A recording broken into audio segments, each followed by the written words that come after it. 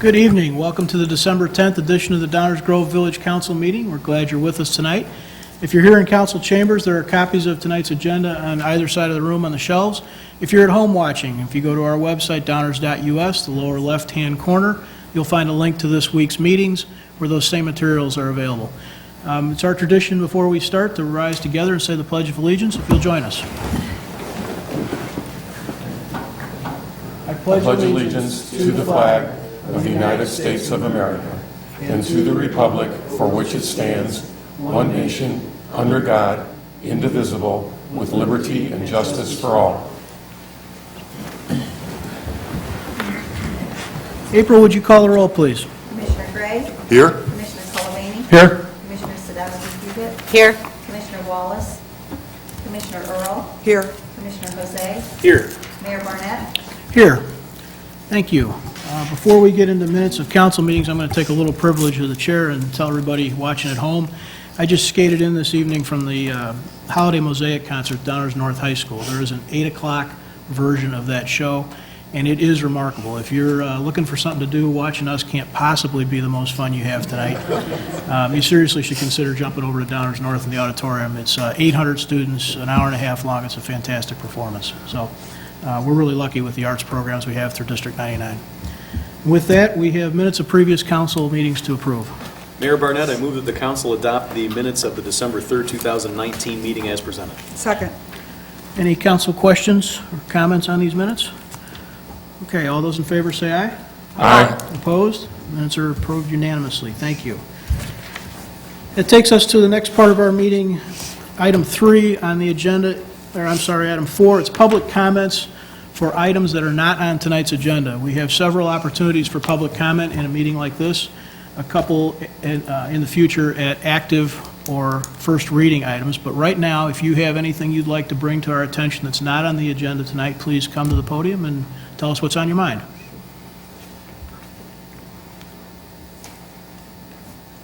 Hi, Preston Stroud for Village Square 3. I've been here several times. Last week I submitted some items to you for you to take a look at, possibly put on your agenda. I wanted to find out the status, whether you're willing to take a look at that, whether you're not willing to take a look at it, or what. I don't just want to see how I can get an answer. Sure. Preston, we got that last week. We took a look at it briefly. You should have received a letter. I'm sorry you don't have it yet. That's okay. But we sent one out Okay. Friday or Monday, Okay. something like that, so it's probably on its en route. And given the status of that that's currently in the court system, we'd like to hold off. We do not intend to get into that until that's completely settled through the court system. Yeah, that's my concern, that we have to go forward with an appeal that might not be necessary. I feel like the village is passing the buck by doing that. It should have never went that route to begin with. I'm not asking you to get into debate right here at this stand. I'm just telling you my public comments. I feel like that you're really, passing the buck by doing that. The procedures that this board passed, I gave you right in black and white. You can see very distinctly they were not followed. So I really feel like you're being unfair to our condo association over there. I don't think it's right. I'll take a look at the letter. Like I said, I'm not here to argue with you tonight. I'm just telling you my feelings. I think it was wrong. I don't know what the letter says. It doesn't say a lot more than what I just said. Okay, that's fine. You don't apologize for coming. That's part of why we're here. No, that's why I'm here. Sure. Yeah. But it is, we make certain decisions along the way at various levels, but when it gets to the point, where it's in the court system, we generally like to let that play itself out completely. Whether it was, it certainly isn't anybody's intention to end up there, but by the time it does, it needs to finish there before anything else happens. Well, let me ask you this, if I may. I haven't been here 5 minutes. How does somebody in the village like us try to iron out things without escalating them to courts and federal courts with this village?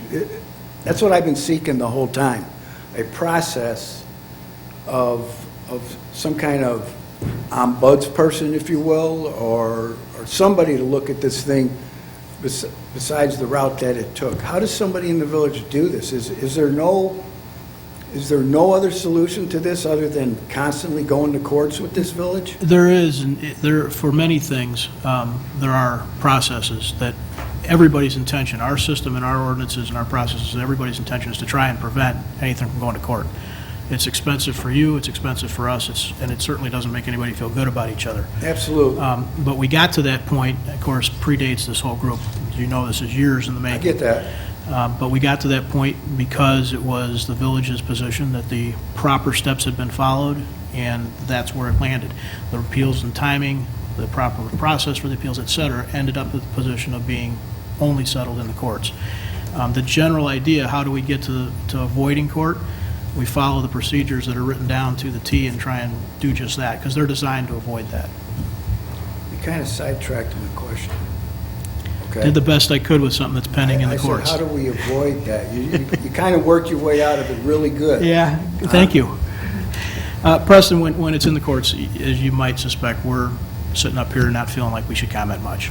So I understand your question, and people should know that the processes are intended to be set up to avoid ending up in court.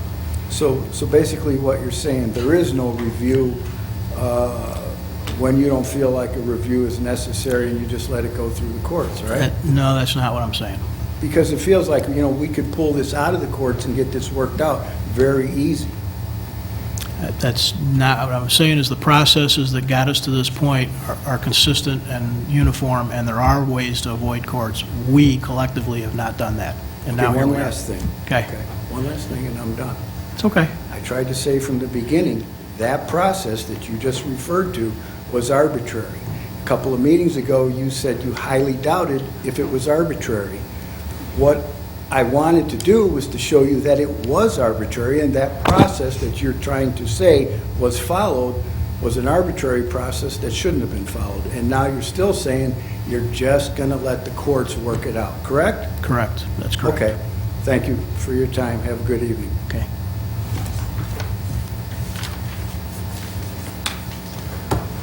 Okay, any other comments or questions not on tonight's agenda?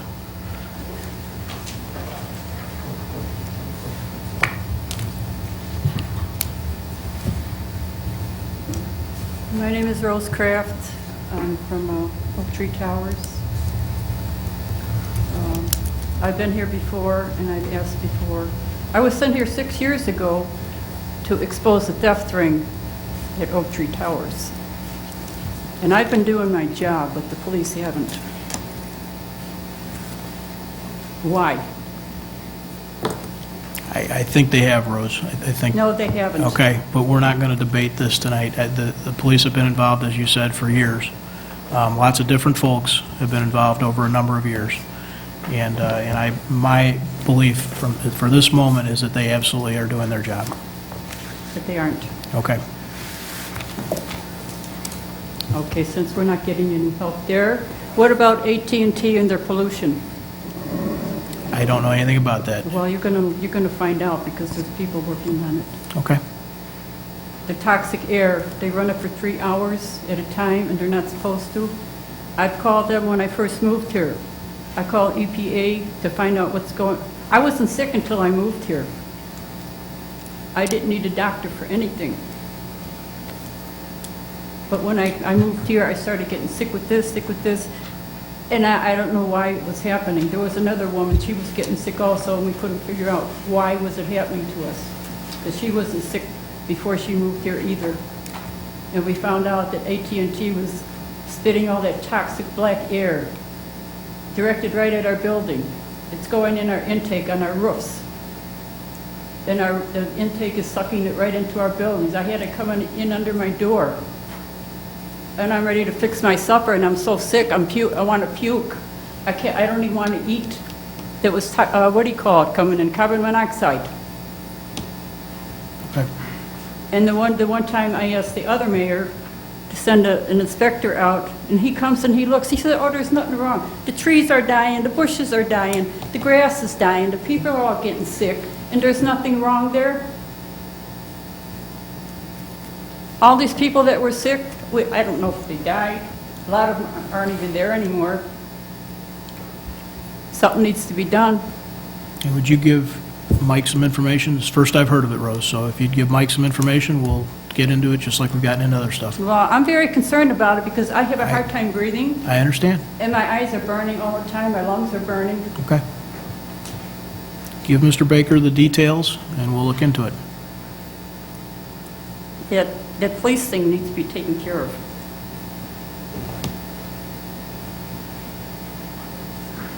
Okay, any other subjects not on tonight's agenda? Please come on down.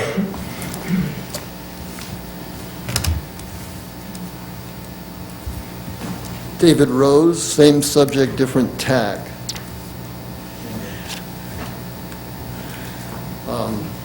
Wanted to speak this evening on the subject of environmental sustainability again because of the two things. The response last time to my comments last time, conversation I had with the mayor afterwards that suggested it would be helpful for me to bring a handout, so I brought a handout, which I will not read except for some portion of it. But I also wanted to speak this evening because of my finding out as well that this coming Thursday, the Environmental Concerns Commission meeting was discussing the fate of the Environmental Concerns Commission. So this handout is my attempt to distill where I think we are on the subject of environmental sustainability. It identifies the key question as, is economic growth bound by environmental limits, and the two schools of thought that exist. One which says yes, there are limits to growth, and one which says no, there are no limits to growth. And then I break that down further with the key point to get to the essence of what I'm driving at here is that we're in a situation where we don't have a systematic solution to a systematic problem.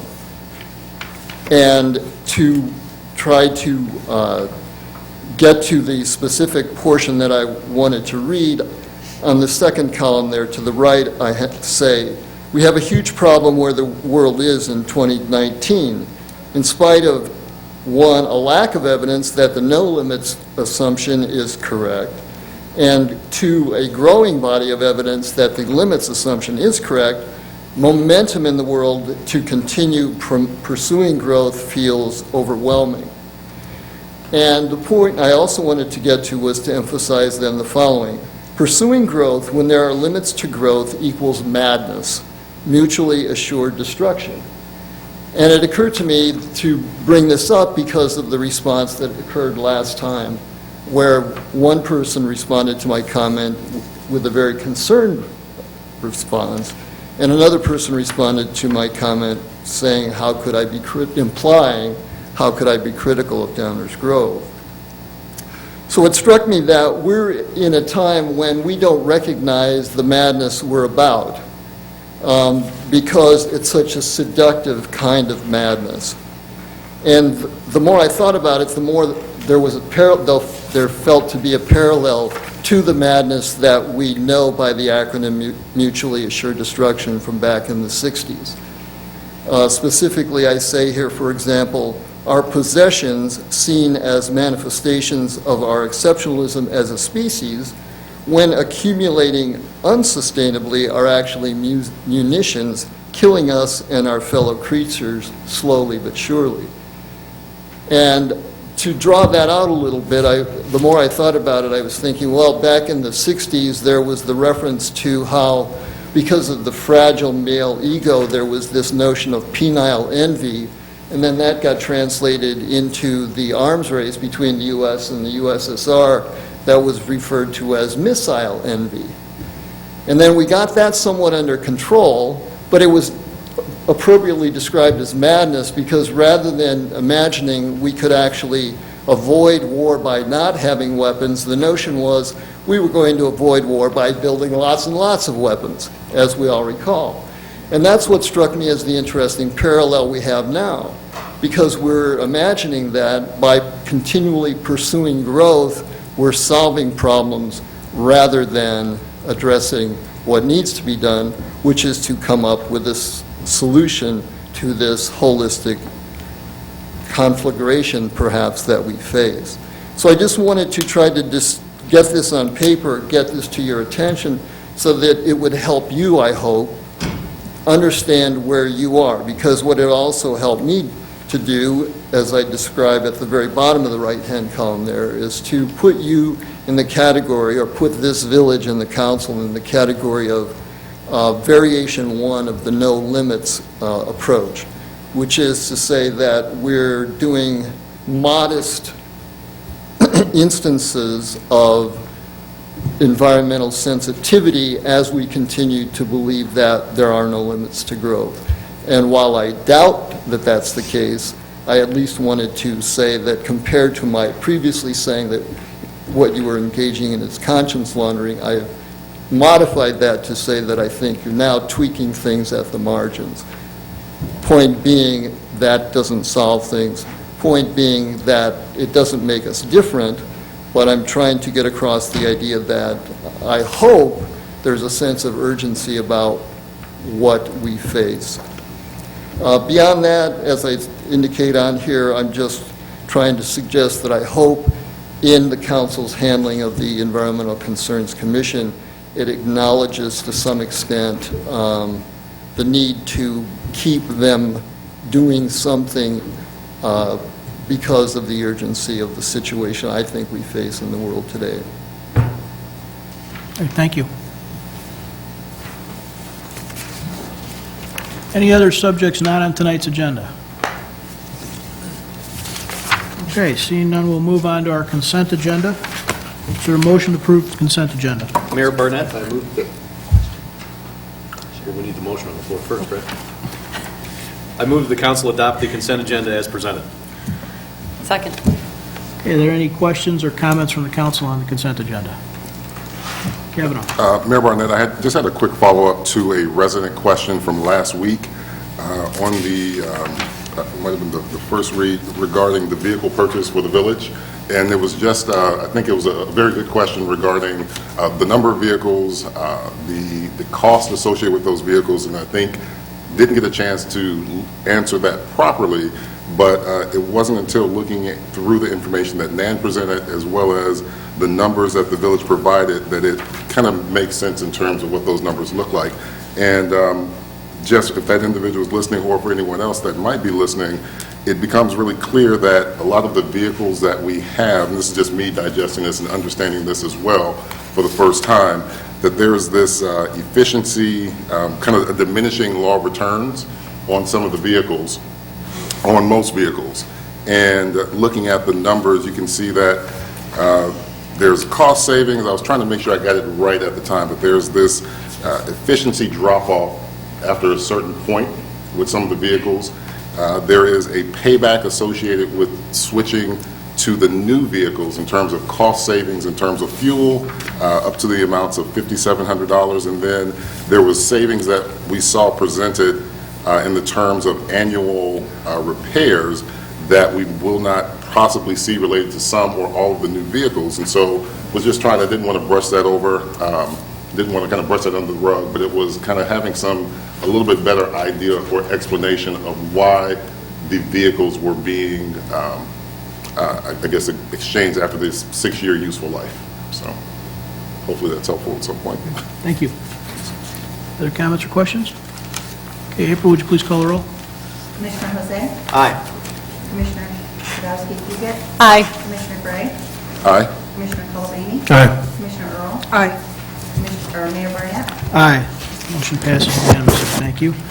Takes us on to the active agenda for the evening. The active agenda, these items are up for action tonight, likely votes in most cases. We will take audience questions after each item is introduced, and then we'll continue with council questions and a vote on each item. So the first item tonight is a resolution granting historic landmark status. Is there a motion? Mayor Barnett, I move that the council adopt a resolution granting historic landmark designation for 5329 Meadow Lane as presented. Second. Thank you. Are there any audience questions or comments about this resolution? No? Okay. Council comments or questions? All right, then, April, would you please call the roll? Commissioner Jose? Aye. Commissioner Earl? Aye. Commissioner Gray? Aye. Commissioner Colabini? Aye. Commissioner Sadowski-Fugit? Aye. Mayor Barnett? Aye. That motion passes unanimously. Let's take just a moment here. We have a historic landmark certificate here to hand out, and if we could get the folks to come up and join us. Tricanos and Mochels, join us for just a minute.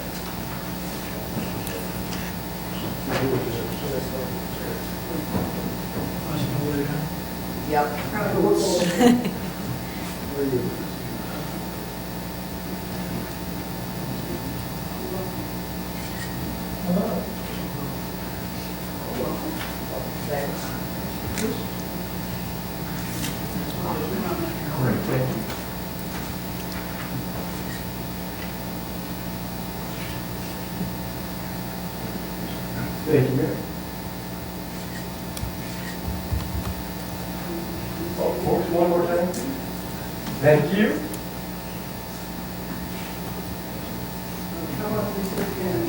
Sure.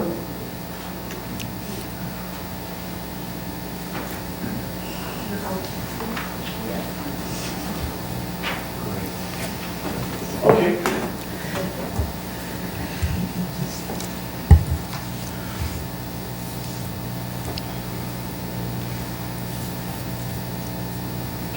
Have a little trouble getting you out of the shot. Don't do that.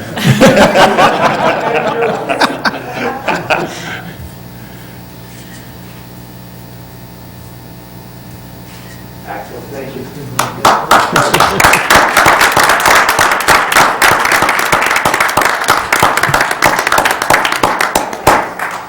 Those that are watching at home or first-time visitors tonight, we have a historic landmark program here for structures in our village, and it's, Rich, help me, 2 or 3 years old now at this point?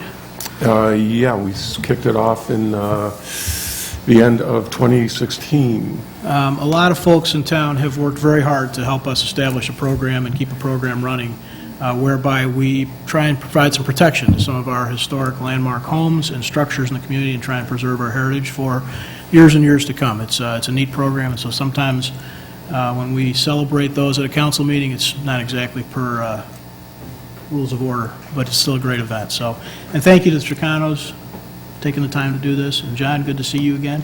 Hope you enjoy that as well. Move on here to second item for tonight's active agenda.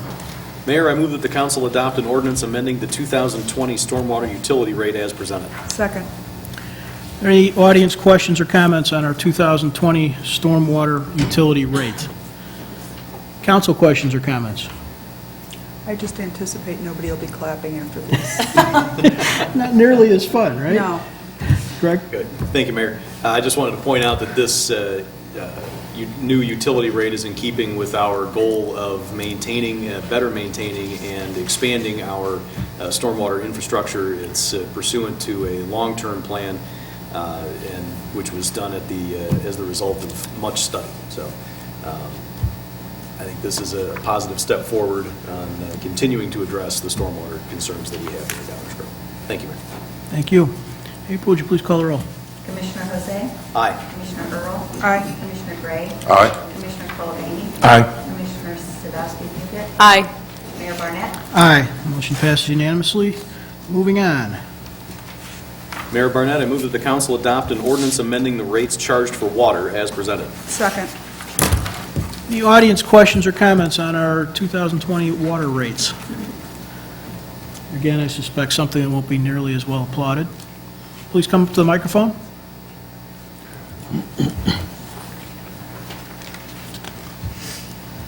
Hi, Preston Beck. Sorry for my ignorance on this issue. Haven't been following it. Could you maybe enlighten me? Is this city rates going up or It's a little mixed. Dave, could you give us the details on that? Sure. This is a 4.6% increase in the rates the village charges for water. It's based on a comprehensive study that we had done a couple months ago that looked at all portions of costs, including the purchase of water and the maintenance of our system. So is this like a per unit increase? Yeah, it's per, yeah. 750 gallons, like per unit? Yes, sir. Could you tell me like how much it's going up exactly, or should I contact the water department? We'll tell you right, and again, show you on the screen here after we get through this. We can have somebody walk you through the details. Thanks a lot. Related to that comment, both water and stormwater utilities, water service system and stormwater utility in Downers Grove, we operate off of long-term and evolving plans. So these are plans that are typically 3, 5, and 10 years out projecting and are evaluated every year and adjusted as part of our long-range planning process, which starts usually in August. We look into how things are performing and what we see in the short and near future, and we're trying to adjust rates to keep pace with both maintenance and system improvements. There are, as we know, external factors as well. In the case of water, there's water cost, because we purchase our water, that's also part of that evaluation. So with that, are there any council questions, comments? No? All right, April, would you please call the roll? Commissioner Jose? Aye. Commissioner Earl? Aye. Commissioner Gray? Aye. Commissioner Colomani? Aye. Commissioner Sadowski Figut? Aye. Mayor Barnett? Aye. Motion passes unanimously. Is there a motion regarding the 2019 aggregate tax levy? Mayor Barnett, I move that the council adopt the 2019 aggregate tax levy ordinance as presented. Second. Are there any audience questions or comments regarding the 2019 aggregate tax levy? Don't everybody get excited. Council comments or questions? No? Okay. April, would you please call the roll? Commissioner Jose? Aye. Commissioner Earl? Aye. Commissioner Gray? Aye. Commissioner Colomani? Aye. Commissioner Sadowski Figut? Aye. Mayor Barnett? Aye. Motion passes. Is there a motion for an ordinance levying taxes for fiscal year commencing first day of January? Mayor Barnett, I move that the council adopt an ordinance for the levying of taxes for the fiscal year commencing on the first day of January 2019 and ending on the 31st day of December 2019 for Village of Downers Grove Special Service Area Number 2, the Downers Grove Downtown Service Area, as presented. Second. Any council comments or questions on the downtown SSA levy? Council questions? Concerns? Okay, April, please call the roll. Bob? Oh, I'm It sorry. might be worth noting that these are all finishing up this year. It's kind of a year in the rears kind of thing. So all of this is from 2019, where it's not the 2020 budget that we just talked about. It's the 2019 taxes, which we will be collecting in the spring. Payable in 2020, For this correct. year, exactly, which is a little confusing. Thank you, Marcia. Good clarification. Okay, with that, April, please call the roll. Commissioner Jose? Aye. Commissioner Earl? Aye. Commissioner Gray? Aye. Commissioner Colomani? Aye. Commissioner Sadowski Figut? Aye. Mayor Barnett? Aye, that motion passes unanimously. Is there a motion on Special Service Area 6? Mayor Barnett, I move that the council adopt an ordinance for the levying of taxes for the fiscal year commencing on the first day of January 2019 and ending on the 31st day of December 2019 for Village of Downers Grove Special Service Area Number 6, the Fairview Fire Protection District, as presented. Second. Any audience questions or comments on SSA 6 Fairview Fire Protection District? Council comments or questions? For those that may not have been here the last few weeks, we do levy some taxes for an area that is served by Downers Grove Fire Protection, but is not within the Village of Downers Grove. It's the Fairview Fire Protection District. That's what this is a levy for. With that, April, would you please call the roll? Commissioner Jose? Aye. Commissioner Earl? Aye. Commissioner Gray? Aye. Commissioner Colomani? Aye. Commissioner Sadowski Figut? Aye. Mayor Barnett? Aye. Motion passes unanimously. And now to the big list. The motion on ordinances ORD 2019-8368 and on. Mayor Barnett, I move that the council adopt ordinances for the levying of taxes for Special Service Area Numbers 4, 5, 7, 8, 9, and 10, commencing on the first day of January 2019 and ending on the 31st day of December 2019, as presented. Second. Any council questions? Audience questions? April, please call the roll. Commissioner Jose? Aye. Commissioner Earl? Aye. Commissioner Gray? Aye. Commissioner Colomani? Aye. Commissioner Sadowski Figut? Aye. Mayor Barnett? Aye. Motion passes unanimously. Back to you, Greg. Mayor, I move that the council adopt a motion adopting ordinances abating a portion of the 2019 tax levy related to the general obligation bonds Series 2010, 2010B, 2012, 2019, and refunding bonds Series 2014, 2015, 2016, and 2017 as presented. Second. Any audience questions concerning the abatements that were listed here? Council questions or comments? For those at home that want to know what in the world is going on, go to our website and take a look at last week's meeting. There was a presentation by Mike Baker that helps explain the process. It's a little bit of checking all the boxes, dotting the i's and t's per the state rules relative to levying of taxes. With that, April, please call the roll. Commissioner Jose? Aye. Commissioner Earl? Aye. Commissioner Gray? Aye. Commissioner Colvane? Aye. Commissioner Sadowski-Fugit? Aye. Mayor Barnett? Aye. Motion passes as well. And that takes us, thankfully, to our first reading portion of our meeting. This is where we begin the discussion on subjects on which we'll take no action tonight. These are generally presented to us by staff. We'll take council questions first, and then audience questions as we go through the agenda. With that, Dave. Thank you, Mayor Barnett. We will start off with a couple of ordinance housekeeping amendments. Here to present changes to Chapter 15 is our village attorney, Enza Petrarca. Thank you, Dave. Mayor and Council, the first item is a proposed ordinance to Chapter 15 of the Municipal Code. As you know, on January 1st, the Illinois Cannabis Regulation and Tax Act becomes effective. Among other things, it legalizes the use, purchase, and possession of cannabis in certain quantities.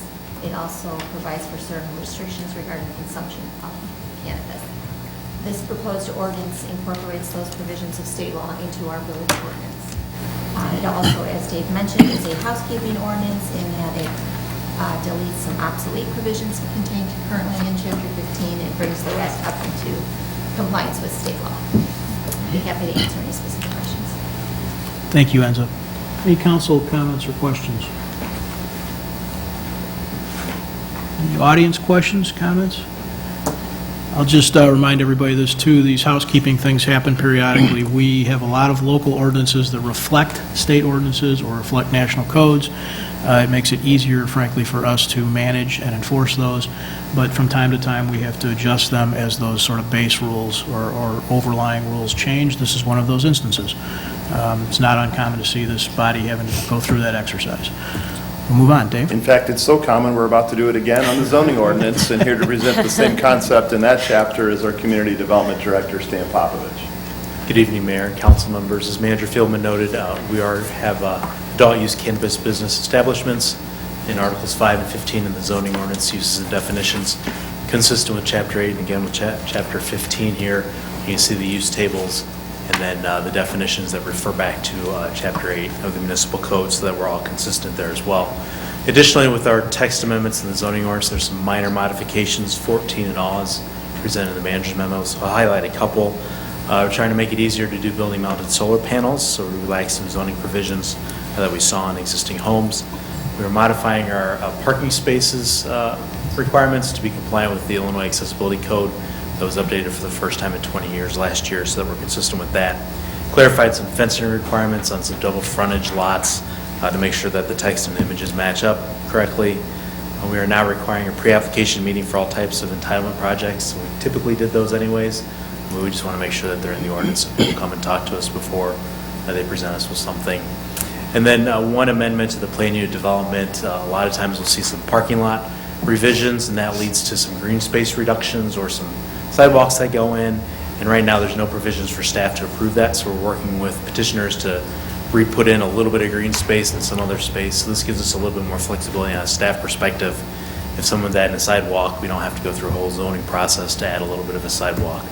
So those are one of the other things that we're adding in there as well, along with a few others, as noted in the manager's report. With regard to the comprehensive plan, it notes that the zoning ordinance should be regularly reviewed and updated, and we're trying to do this to maintain the village to be a desired place to live and work as well. Plan Commission reviewed this at their November 4th meeting and found all the standards for text amendment changes to be met, and they recommended approval. If I can answer any questions at this time, I'd be happy to do that for you. Thank you, Stan. Council questions, comments? Any questions or comments from the audience? Okay. Thank you, Stan. Stan can Stan's going to stick around to present the next two items, which concern the property at 844 Warren and continued investment in our community. Stan. Thank you, Manager Fieldman. Good evening again. It's been a long time. So this one is a plan unit development and rezoning of 844 Warren Avenue. The property is located in the downtown business zoning district here at the northeast corner of Warren and Washington. The site currently consists of a one-story former auto repair building. It does have 2 curb cuts at this location, one along Warren and the other one along Washington Street there. And there's a parking lot in front of the building holding approximately 14 cars. The proposal is for a complete redevelopment of the site to create an outdoor dining concept restaurant.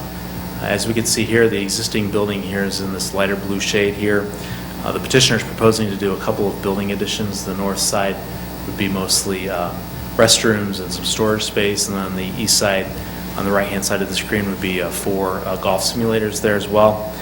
And this next area here is going to be an installation of a 4-season enclosure directly south of the existing building. This will be outdoor seating when it's nice, and then enclosed seating when it's a little, when the weather's not so great. And then also in this area here, there'll be an outdoor terrace area, which includes outdoor games and places for people to sit around the fire pit or sit underneath some nice trees and hang out outside. The trash enclosure will be in the southeast corner here, and then landscaping would run along both the south and the west areas here along Washington and Warren Avenue. They're removing all auto access. What there will be is 2 pedestrian access points, one on Washington and one on Warren as well. And then this would be the overall plan without all of my colors on top of it, so you can see all the seating areas that they have available for patrons.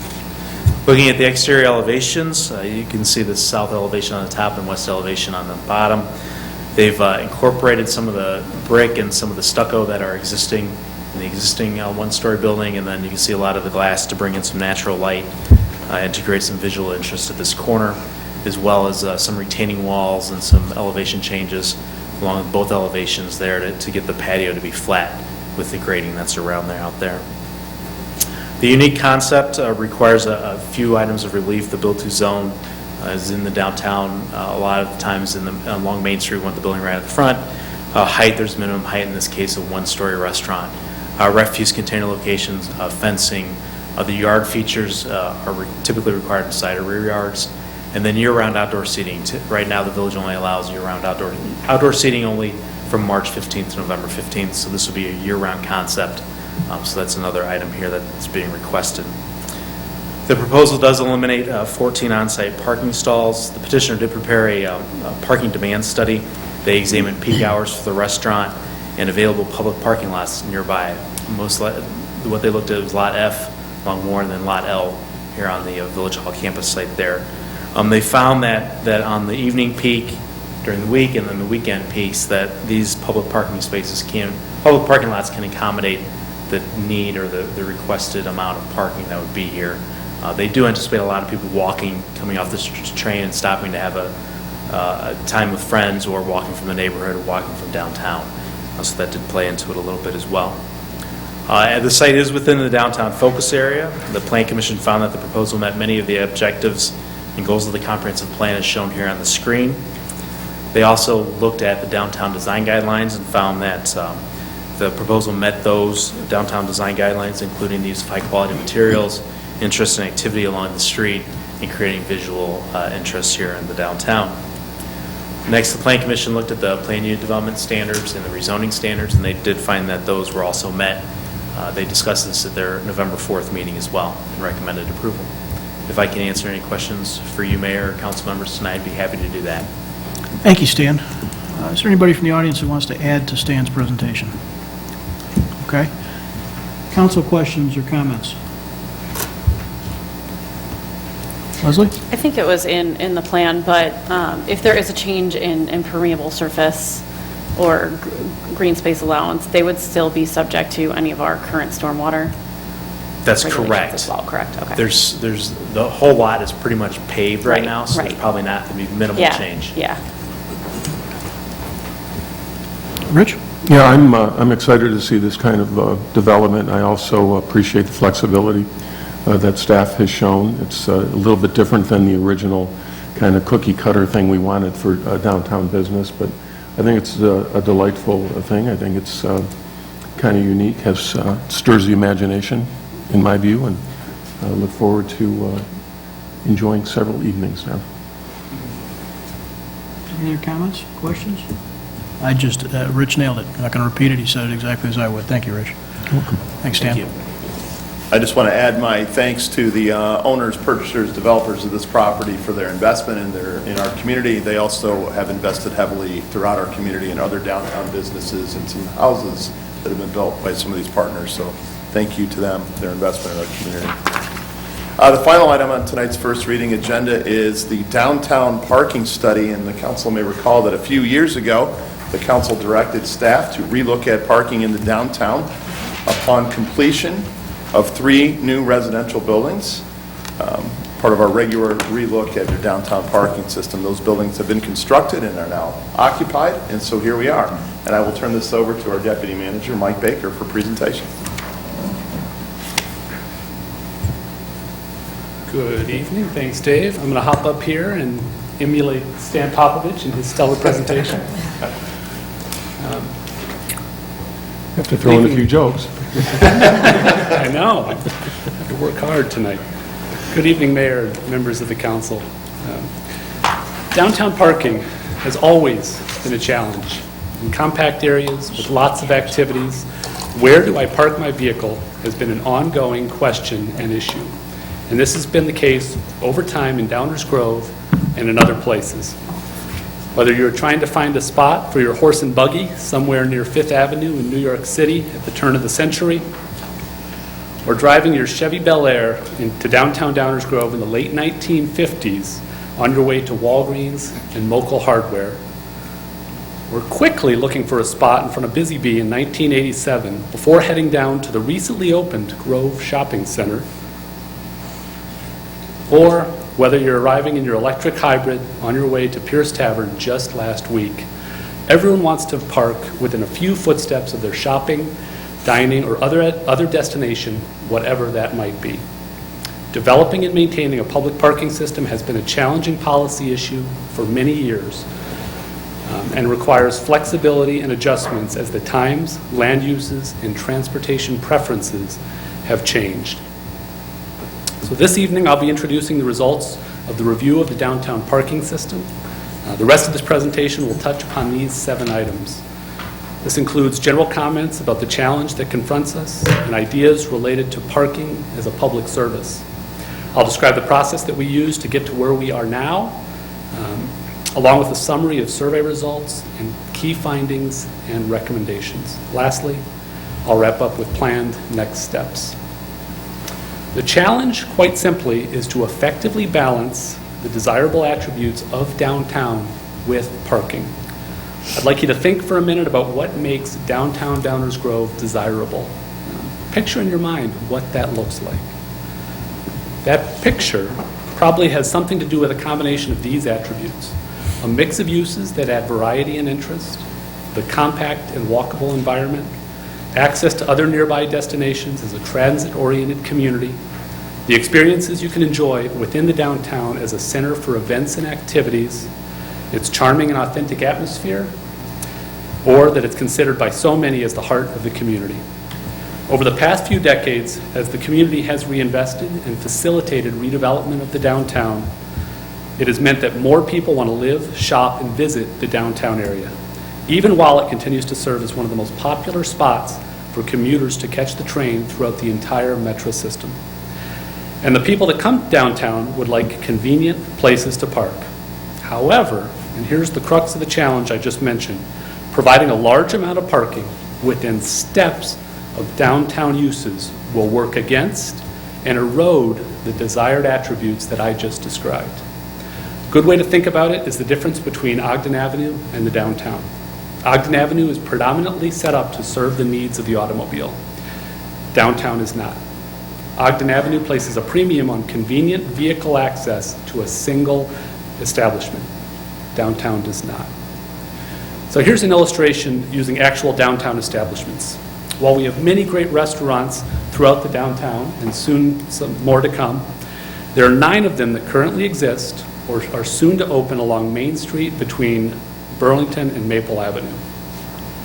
If zoning requirements that exist for businesses outside of the downtown were applied, they would collectively have to provide 485 spaces. This is what's typical for restaurants outside of the downtown. Now, if every restaurant patron hopes to find an on-street parking space along Main Street, There are 65 spaces along that stretch. Which brings me to the idea of parking as a public service. Not only is the village in the business of creating and maintaining a desirable downtown, the village is also in the business of providing public parking in the downtown.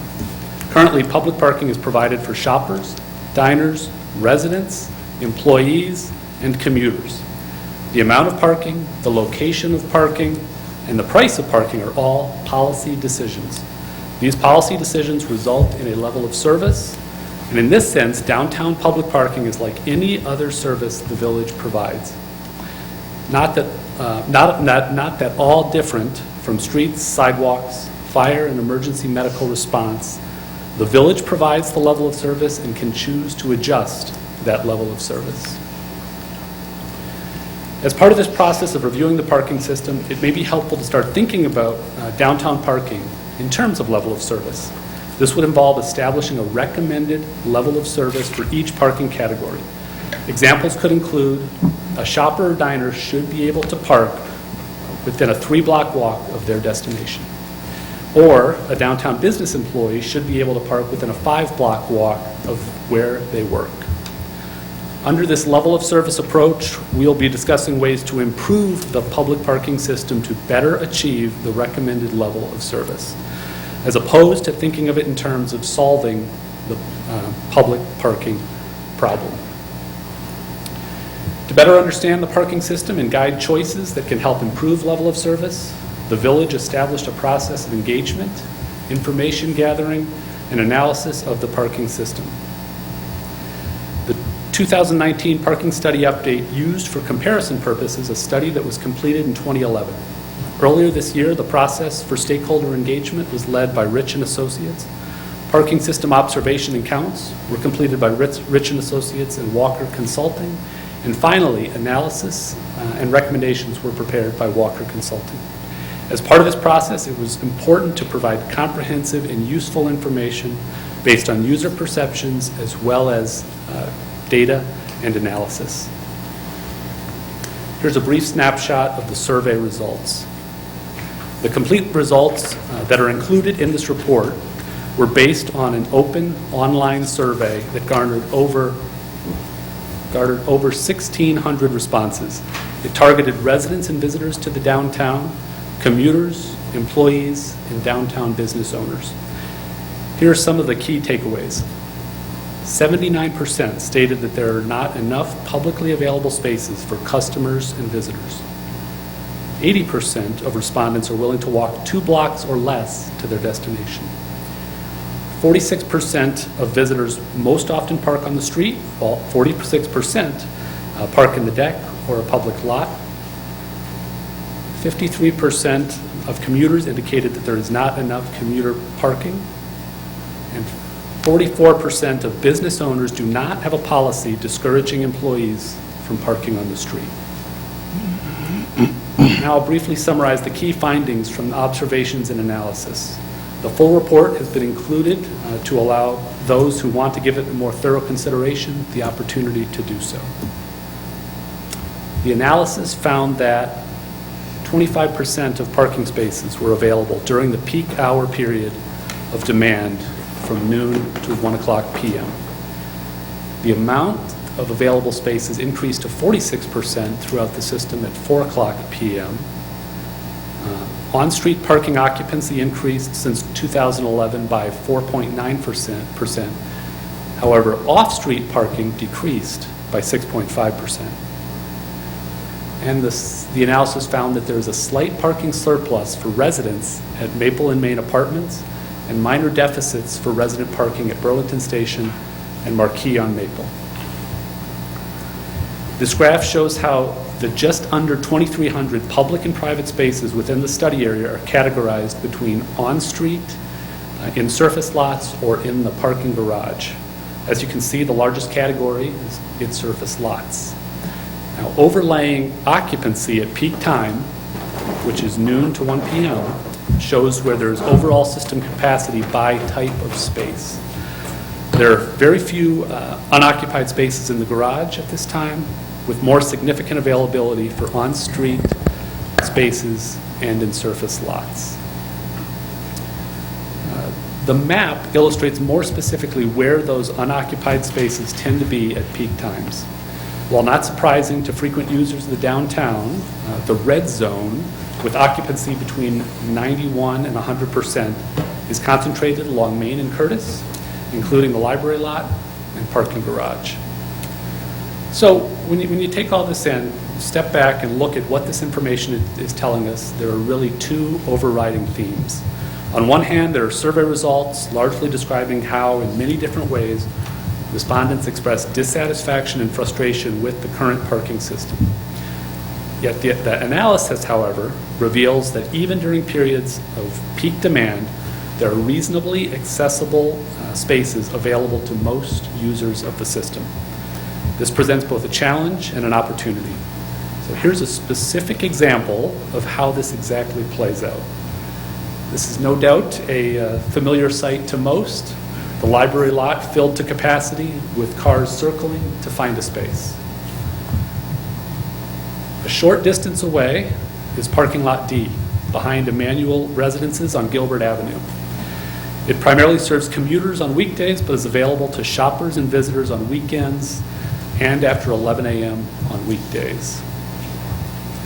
The middle of lot D is 870 feet, or approximately a 3-minute and 20-second walk from the library north door. So clearly, when spaces are available, the library lot is a more desirable place to park.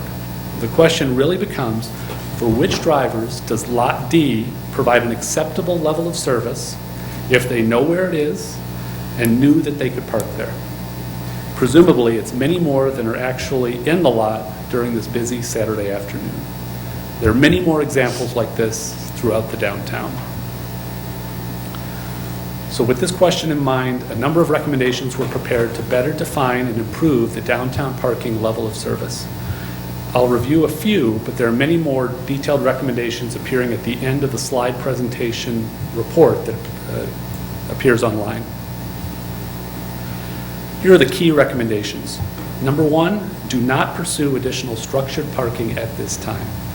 There are many ways to improve the operation of the existing system before considering a much more costly structural solution. Number two, formalize the recommended level of service concept and then use the recommended level of service to base future policy decision-making. Number three, consider operational, technological, and policy improvements to the existing system. Examples of these include improvements for resident and guest parking, directional and lot signage, and maximizing the use of privately owned lots. And number four, promote walkability in the downtown area. We have a great downtown. Many people take advantage of it on a daily basis. But there is more that can be done to promote and enhance the walking experience in downtown.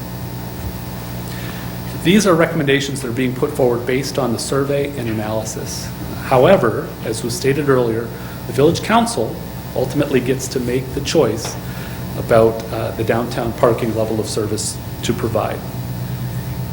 And if Council would like to explore options for adding parking in the red zone area, either of the following could be considered. Number one, moving commuters from the parking deck to the Civic Center property. This topic can be considered in greater detail as the facility sustainability and replacement plan is being prepared. And number two, the Council could consider constructing a parking deck on the site that includes Forest Lot North and the Library Lot, spanning Burlington Avenue. Here's some preliminary information on what that would look like. If the village were to design and construct a new deck on this site, you can see it shown here in yellow in the rectangular shape. So if the village were to design and construct a new deck on this site, it's estimated to cost $12.7 million and would add 260 net new spaces.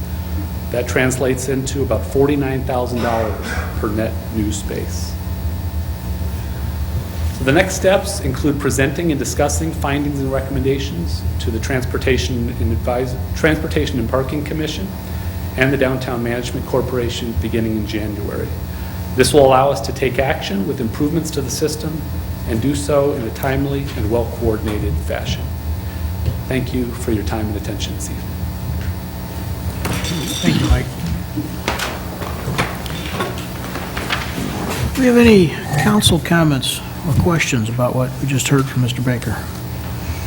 Kavanaugh, please. Mayor, I have just one quick question. When you look at the information, Mike, that you presented, and you're looking at these two opposite, I mentioned this earlier, these two opposite ends of the process. You have survey results and then the key findings, and they seem so far apart.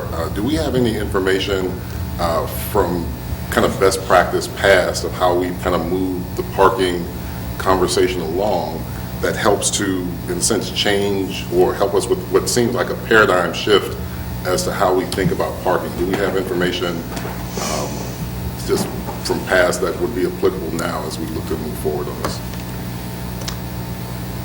Certainly. I mean, there's a lot of approaches we can use to try to understand and communicate effectively in ways that try to adjust perception of the system as we're looking at practical changes that can make it more sort of user-friendly to the average user of the system.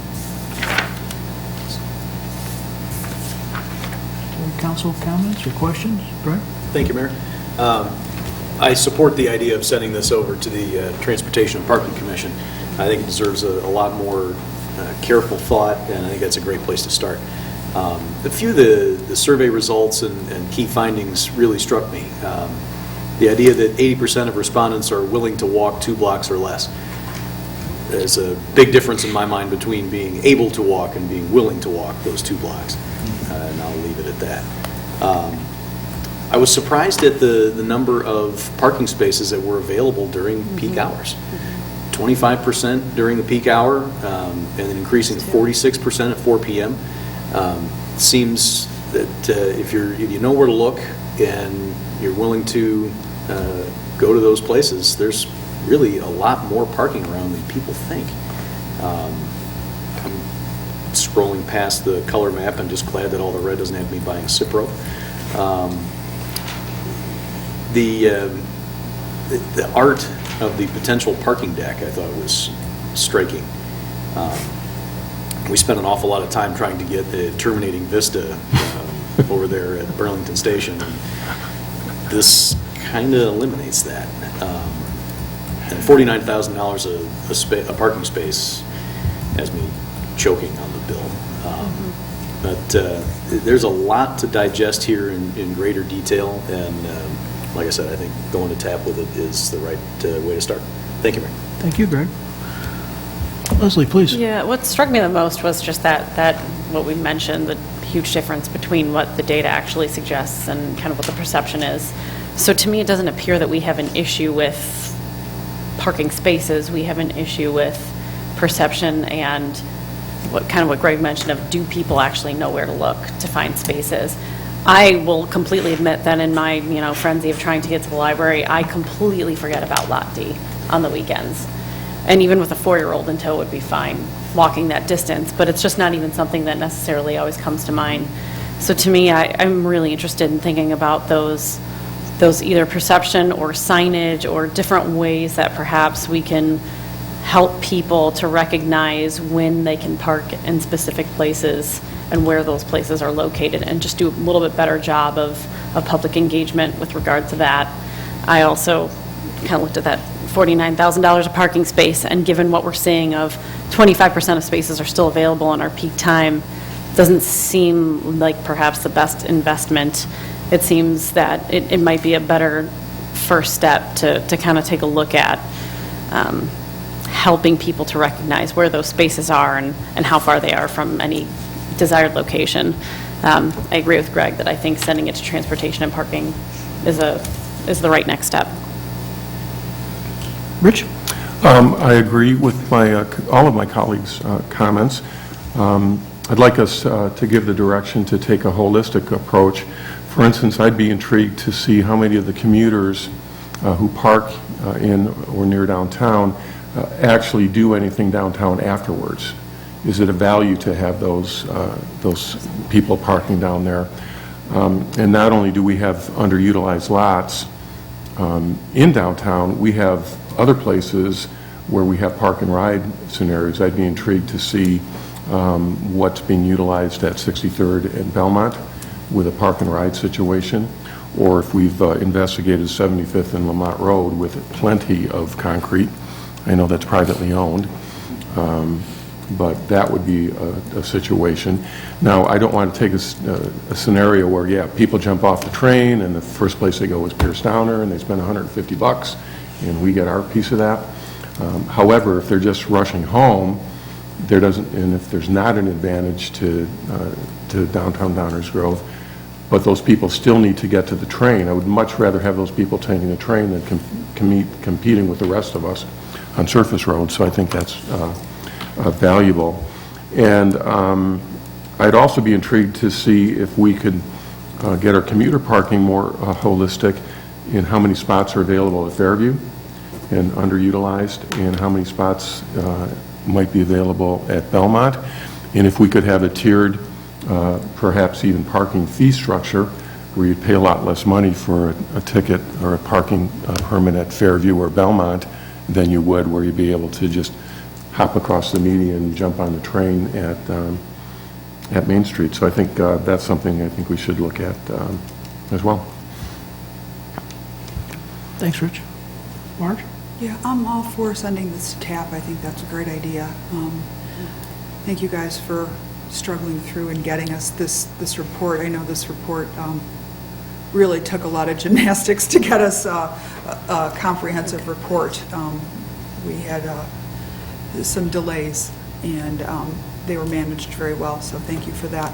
I think it seems like what we really have to do is figure out how we communicate where those open parking spots are to the folks who are looking to park. And our big task is going to be, how do we do that? So, more to come. Mm-hmm. Any other comments? I'll just add to the mix that I agree with my colleagues. I won't repeat what they had to say. I'd love to hear from TAP on this. I think one of the things the thing that struck me about what Mike said in particular was this idea of trying to land on a service level definition, because the data and perceptions, frankly, that's what we do. Half of what we do is manage those, right?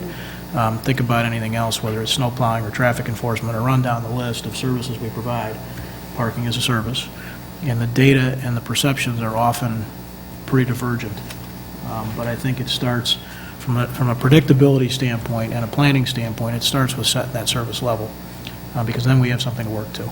We have something to describe. It may not be something that everybody agrees with, but ultimately this body has to set those service level expectations, and then we'll figure out how to take our assets and fit that. So I'm looking forward to what TAP's input on it is. I think for us, we need to start thinking about parking maybe a little differently, and that it's a public service for which we should have a service level set. Obviously, it can be changed any time, but that's sort of the starting point, I think, for us from a policy standpoint. So, Rich, please. Just one other comment. I wanted to compliment a Facebook post that the mayor had several months ago, and I'm going to try to paraphrase it, and excuse me if I'm incorrect with some of it.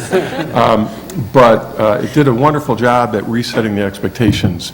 For instance, Merle Norman was used as an example, and perhaps the mayor wrote that 5 people at Merle Norman would represent a real rush for that particular establishment, but and that would be a really good thing for that business. However, at Pierce Tavern, you could very easily have 100 people, and you know, those same 5 people or the 100 people want to park right in front.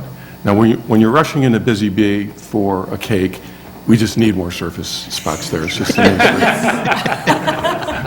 of the bees. But if you're going to be spending an evening at Pierce or Gatto's or Capri or Ballydoyle or any other the fine establishments, there should be some expectation that if you're going to be there for a couple of hours, then a little bit of a walk will do you good, both on the way in and probably more so on the way out. Thanks, Rich. Anybody else? Anybody from the audience want to chime in? Go ahead, Preston, please come to the mic.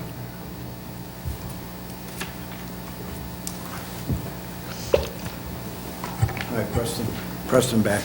I don't spend a lot of time in Downers Grove.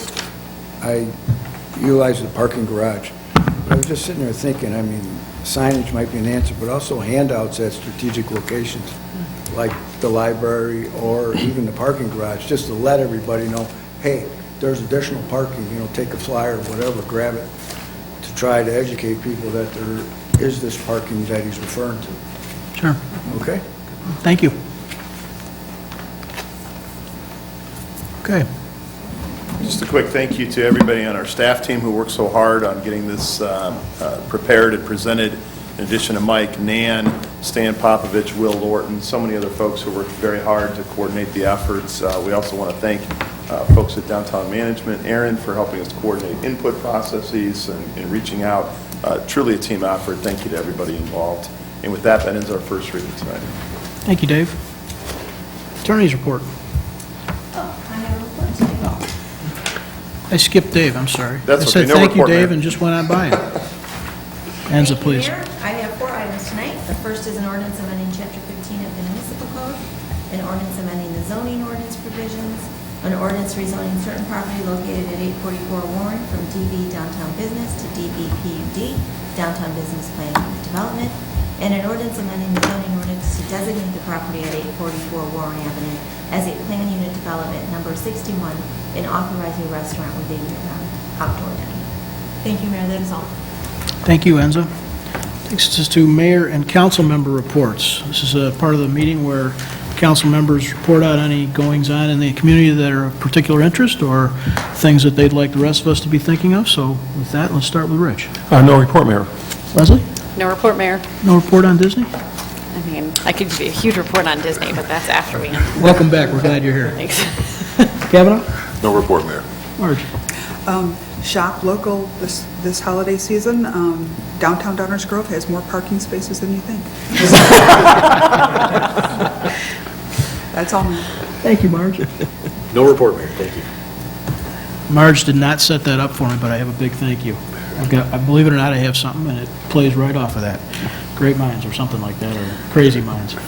I had something I just was thinking about at this time of the year and wanted to say a couple of things. It's important to remember, tonight we had this parking study, we had Marge's comments on Shop Local, we also talked a lot about taxes at the front end of the meeting. And it's important to remember that costs of services that residents expect from their village exceed the property taxes collected by a lot. In 2020, including property taxes, water fees, and stormwater fees, the average home in Downers Grove will pay about $3.50 a month for 24/7, 365 police, fire, public works, EMS services, safe drinking water, sidewalks, street maintenance, snow plowing. It's a pretty long list. Tonight's levy included an increase for those operations, yet still the typical household in Downers Grove pays less than one-third of what it costs to operate the village. Over the years, you've heard folks on this dais, some of the folks that are here, and certainly others before, encouraging residents to shop local, not only at this time of the year, but year-round. And that really matters. There's a lot of good reasons for that, including helping your friends and neighbors who own and operate those businesses, supporting those that work for those businesses, and contributing to the overall vibrancy of our community. Those are all good reasons, to be sure, but there's one more, and that's village finances. According to the U.S. Census Bureau, there are just over 20,000 household units in Downers Grove, comprising a little over 30,000 people between the ages of 18 and 65. According to the National Retail Federation, the average American will spend $700 on holiday gifts this year. Just for the sake of example and making a point, if each of those Downers Grove residents between 18 and 65 made their holiday purchases locally, the net revenue for the village would be more than the tax increase that we're talking about.